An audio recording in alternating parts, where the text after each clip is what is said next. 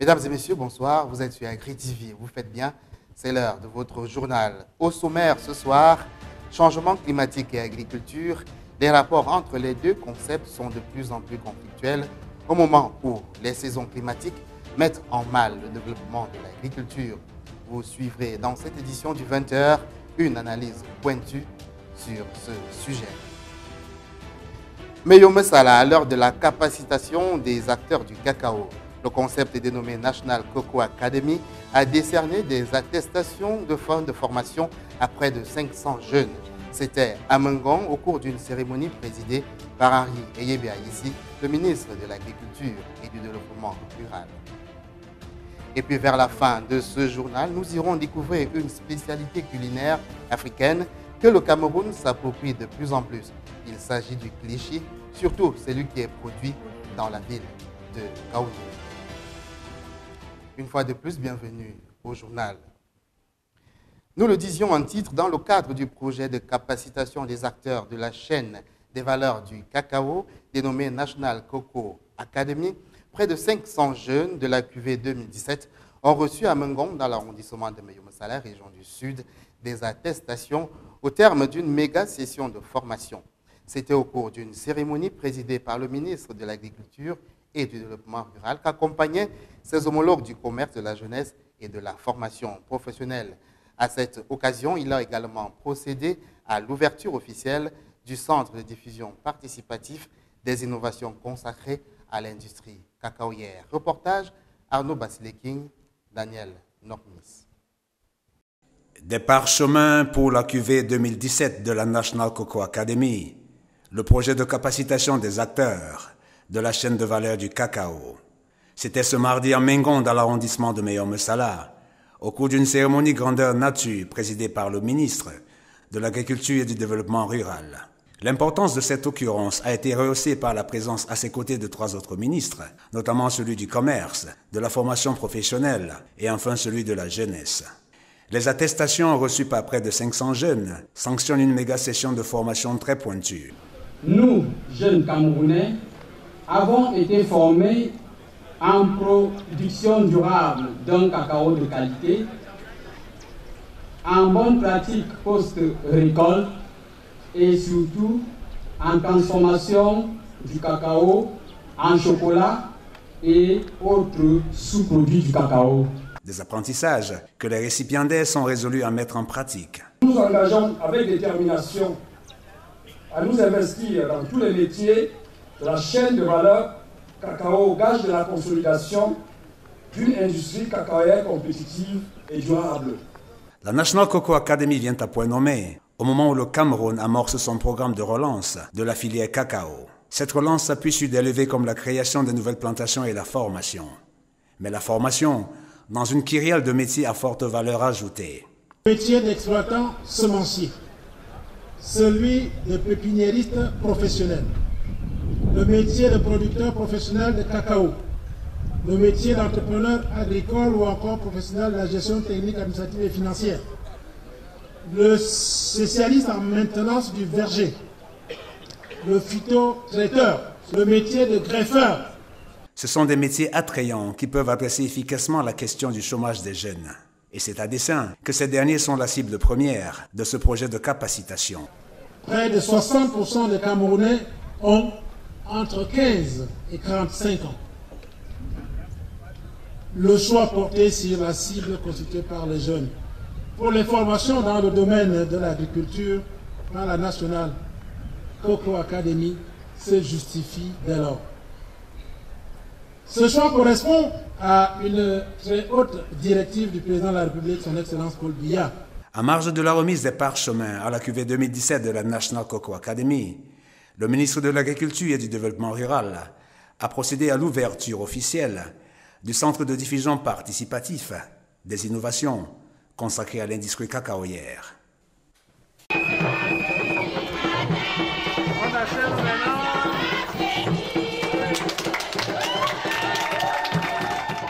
Innovation et agriculture camerounaise, l'alliage se veut parfait en vue d'un meilleur rendement. Ainsi s'inscrit la contribution du Drone Africa, start-up camerounaise fabriquant des drones civils. Cette structure a récemment mis sur pied des drones agricoles devant servir convenablement aux producteurs camerounais. De quelle aide peuvent-ils véritablement avoir à notre agriculture?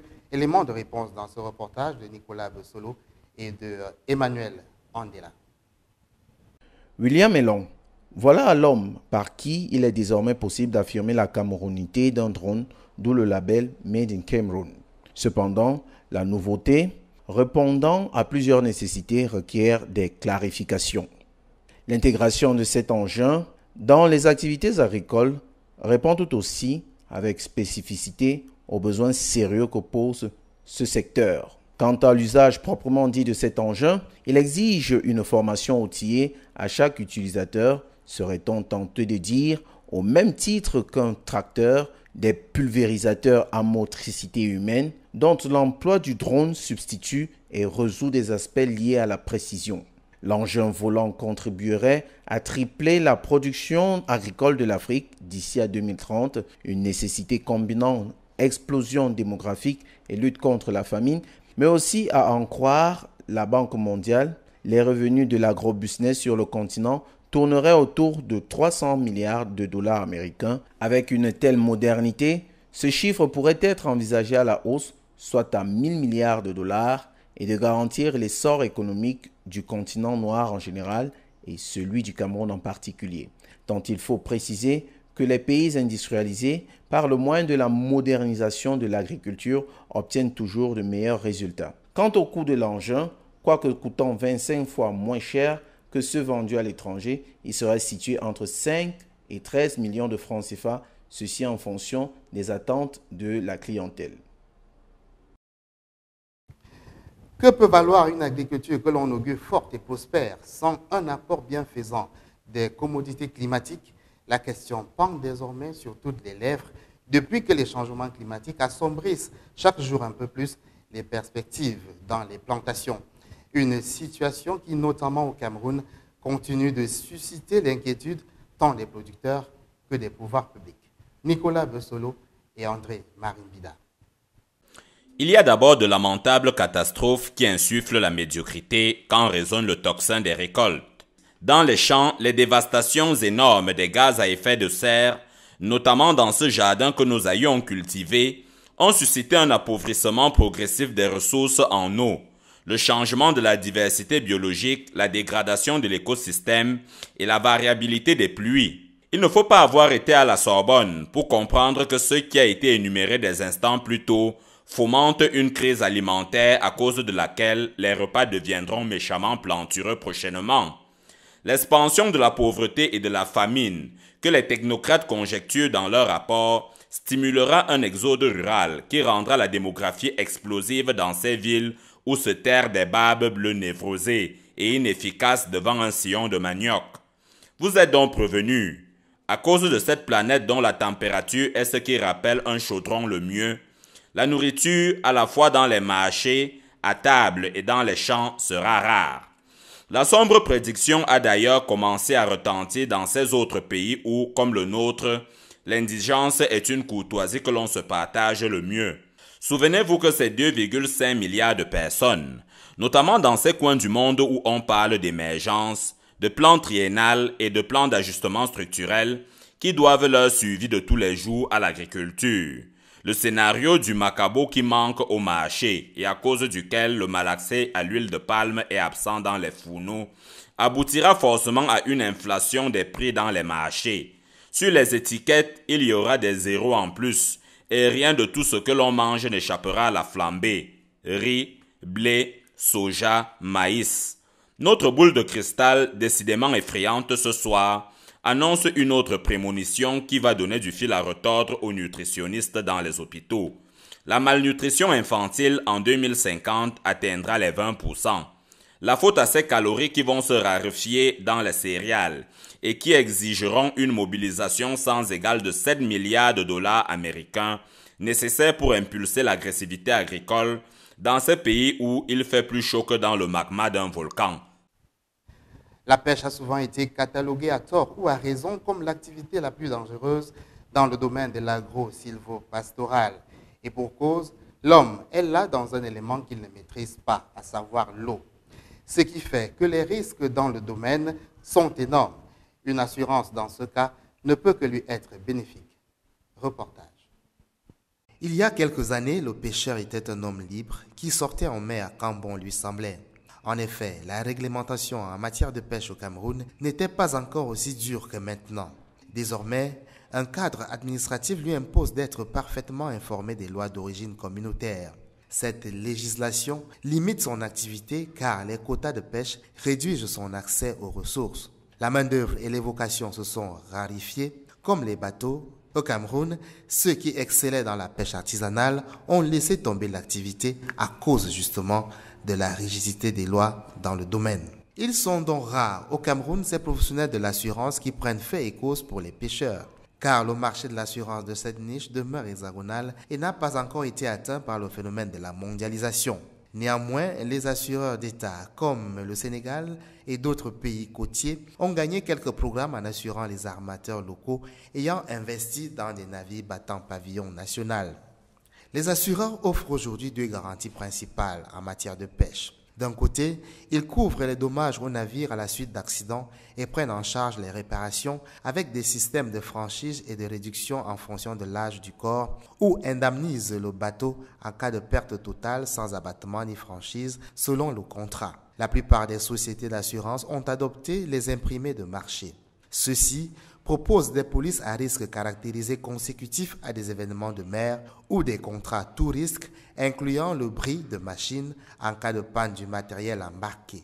Les polices contiennent un panel important de garanties sans pour autant qu'il y ait de nombreuses variantes entre les assureurs. Dans la pêche à haut risque, les contrats des assureurs permettent d'indemniser un patron pêcheur qui a interrompu sa pêche pour porter secours à un collègue. Des garanties optionnelles viennent compléter ces couvertures de base comme le risque de guerre, le rapatriement, la protection juridique. Des couvertures de perte d'exploitation sont disponibles sur le marché. Elles sont à capitaux limités et il n'est pas question d'indemniser le chiffre d'affaires réel perdu par le patron pêcheur. Des garanties individuelles accidents sont également proposées en annexe du contrat au profit des marins par la plupart des assureurs et plus particulièrement par les mutuelles. Il ne faut pas oublier que cette activité demeure dangereuse et que des morts sont déplorées tous les ans. Un risque à ne pas négliger pour les assureurs du secteur. Allons-y faire un tour dans les marchés. Ce que nous vous proposons ce soir sont singuliers mais aussi coutumiers au Camerounais. Il s'agit de ces marchés non couverts. Vous les connaissez certainement, ces marchés qui n'ont aucune toiture, qui n'offrent aucun habitacle aux denrées et à ceux qui les vendent. Ils fournissent une gamme de produits suffisamment exposés aux intempéries pour les rendre inappropriés à toute consommation humaine. Nicolas Bessolo et André Marimbida. Les mauvais commentaires qui s'insinuent dans les marchés révèlent la désolation qui encombre les comptoirs. Souvent, ce n'est pas facile de croiser un vendeur à qui il est arrivé de lire une revue scientifique qui alerte sur la dangerosité de l'insolation sur ces tomates que les brûlantes radiations de la saison amincissent. Personne, notamment dans ce marché d'Onkoléton, ne sait que ces bouteilles d'huile que l'on exhibe sous le soleil deviennent, avec l'apport de quelques degrés Celsius, des produits toxiques néfastes. Cette méticuleuse commerçante ignore que la toilette qu'elle asperge sur ses melons ne suffit pas pour esquiver le bronzage qui amoindrit ses propriétés diurétiques. Prière de continuer votre route si ces ananas qui encombrent le bitume tous les jours vous révulsent l'estomac. Devant les étals, vous croiserez quand même des tenanciers qui acceptent que vous leur murmuriez le péril qui se métamorphose quotidiennement dans ces denrées qui assaisonnent les bouillons de chaque soir. Encore une histoire de cherté des magasins à cause de laquelle l'on a décidé de rejoindre le plein air. Le magasin n'est pas facile, la location du magasin est trop chère. Donc, on essaye de faire avec, tu t'installes au bord de la route, bon, c'est un peu mieux. On essaye d'exposer, comme vous voyez, bon, le soleil. Allez, je ne vais pas aller louer un gros magasin pour vendre les tomates. Je ne sais pas, je vais louer le magasin à combien, je vais vendre la tomate à combien pour essayer de m'en sortir. Donc, c'est pas facile. Vous n'écouterez personne d'autre jusqu'à la fin de ce reportage. Le sujet est épineux et beaucoup y ont vu un prétexte qui encouragera les molosses de la communauté urbaine à y orchestrer des dévastations. Mais notre incursion dans les couloirs étroits de ce marché a été aussi pédagogique. Ces braves gens savent désormais que ces pommes de terre sont susceptibles de causer des sensations de brûlure après un bronzage long de 24 heures et que ces légumes deviennent indigestes quand les rayons solaires épuisent ces vertus qui épargnent le cœur des infarctus. La banane plantain, une denrée très prisée dans les ménages, suscite encore d'alléchantes appréciations. Au-delà de ces menus qu'elle accompagne en les rendant plus succulents, il y a aussi l'effet des 1001 vertus de ce produit que vous devez impérativement découvrir, lesquelles revêtent des exclusivités remarquables qui vous sont présentées ici par Nicolas Bessolo et Emmanuel Andela. Belle manœuvre pour plus d'appétit. À s'en tenir qu'aux merveilles de l'art culinaire, des clichés s'empilent sur divers menus issus de la pâtisserie faite de semoule de banane plantain. Elle reste quand même jusqu'ici consommée à l'état basique qui ne suggère aucune ingéniosité si ce n'est celle d'une maigre séance d'épluchage et des ingrédients associés au chlorure de sodium. Mais le qui dit mieux offre une valable variété attisante des appétits et non pas des moindres. La banane plantain, c'est aussi ses liqueurs fortes qui saoulent des museaux friands de tous alcools. Et un tout autre exposé vous offrirait des revêtements muraux à l'aide des fibres de la tige de bananier. Et ces épluchures vous donneraient de la biomasse servant à l'électrification. Qui bien plus n'avait pas les yeux ouverts, le plantain, sa tige, son régime et ses rejetons ne vous ont pas encore donné plus. Dans la page découverte de cette édition, nous parlons du kilichi, qui est une préparation de viande séchée. Elle se prépare en faisant sécher au soleil de fines lanières de viande, généralement du bœuf, mais aussi du dromadaire, de l'agneau et parfois de la chèvre. Au Cameroun, ce plat, qui se consomme partout dans le triangle national, est très apprécié par tous les fins gourmets du terroir, mais aussi par les touristes venus d'ailleurs. Raison sûrement pour laquelle il fait partie des 15 produits à labelliser selon les autorités camerounaises. Reportage. Si la paternité du kilichi est généralement attribuée au Niger, la spécialité est également produite et consommée dans les pays qui lui sont limitrophes, à savoir le Nigeria, le Mali et surtout le Cameroun. Dans notre pays, la région de l'Adamawa est réputée comme le véritable berceau du kilichi. Ici, la production atteint parfois les 150 000 kg par an. Certains acteurs du secteur se targuent même de faire un chiffre d'affaires avoisinant les 5 millions de francs CFA. Le prix de la race de bœuf croisé dénommée Goudali, appropriée pour la conception du kilichi, a pris du volume. De près de 5 000 francs il y a encore quelques années, cette bête ne se vend plus à moins de 300 000 francs CFA de nos jours. C'est que l'activité a fait un boom considérable. La demande s'agrandit de jour en jour au point où les concepteurs du kilichi sont débordés. Pourtant, la recette de cette merveille gustative n'est pas difficile. Les parties de la viande de bœuf choisies pour le kilichi sont le faux filet et les gigots, car ce sont des parties charnues. Une fois ces parties sélectionnées, elles sont ensuite débarrassées de leur graisse et coupées en fines lanières à l'aide d'un couteau de cuisine. Les lanières sont assaisonnées par trempage dans une pâte de condiments comprenant de l'arachide écrasé, du sel, des épices, du sésame pilé, du gingembre et d'autres condiments traditionnels. La quantité de condiments utilisés est fonction de la qualité de la viande à obtenir. À ce niveau, on obtient du kilichi de couleur rougeâtre si les lanières de viande ont été trempées dans une sauce de condiments contenant du piment rouge. De couleur jaunâtre si la sauce ne contenait pas de piment rouge ou noir si le kilichi n'a été trempé dans aucune sauce. Ces lanières de viande sont remises à sécher durant 2 à 3 heures. Elles sont ensuite badigeonnées d'huile et posées sur des grillages où elles seront délicatement fumées avec la chaleur du feu.